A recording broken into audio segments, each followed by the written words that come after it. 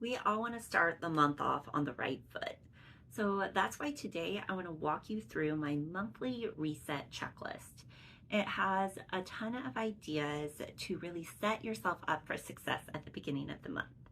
And you, of course, don't have to do everything on the list. It's just full of examples so that you can create a monthly reset that works for you. All right, so let's get started and dive in. Number one on the list is to review the month before. What went well? What didn't go so well? What do you want to change going into the new month?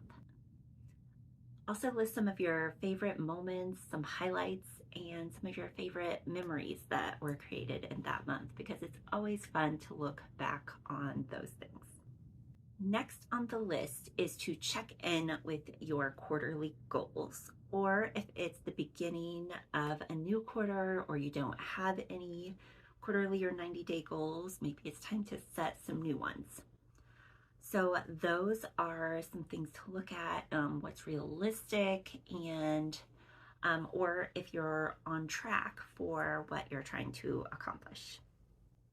Now, along those same lines, you also want to look at the monthly milestones or any monthly goals that you had set for the month before or any that you had planned on implementing in the upcoming month. Next up is to set up your monthly calendar. And I did a whole video on this that I will link below, but you want to look at any holidays, events, or appointments that are in the month ahead before you make too many plans because you want to make sure that those plans are realistic for the time you have available. Next, I want you to get a blank piece of paper and do a brain dump of everything that you would like to accomplish in the next month or even next couple of months. So then you can prioritize of what needs to get done first.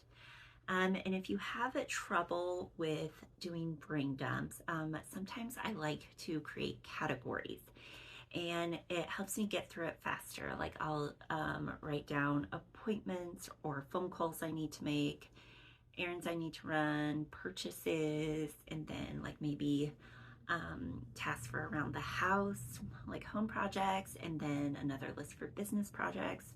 For me, doing categories on a brain dump helps me do just so much better. It makes it so much easier, helps me get through it faster, and remember more things that I want to put on the list. So that is a quick tip for doing a brain dump.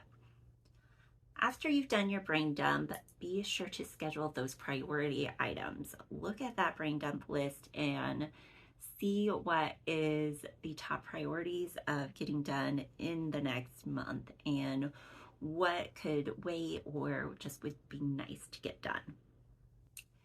And then you want to look at time to schedule in things like self-care, spending time nurturing relationships. Maybe you want to do a family outing or meet a friend for lunch. And all of those things, it really takes being intentional in order to accomplish that. So that's why I like to include it on my monthly planning and reset so I can be sure that I'm doing those things. Then I also like to think real quick about any spiritual or personal development items I'd like to do. Maybe there's a book I want to read or a Bible study I want to start. So those are also on my list. Another big thing on the monthly reset is to look at and update my budget because I want to make sure my finances are all in order at the beginning of each month, that our budget is set for any upcoming expenses we might run into, and to just really be on top of things so that we don't get taken by surprise.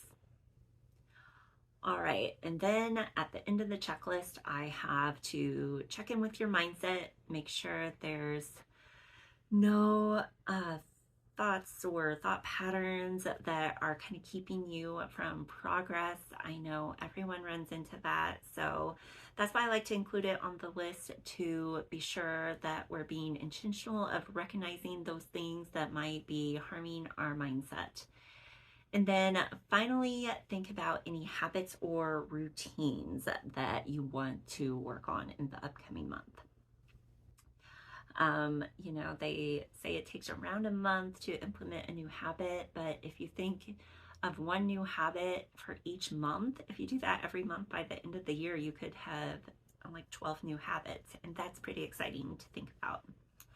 I'm always kind of evaluating our routines too. My kids, my whole family thrives on having a solid routine in place.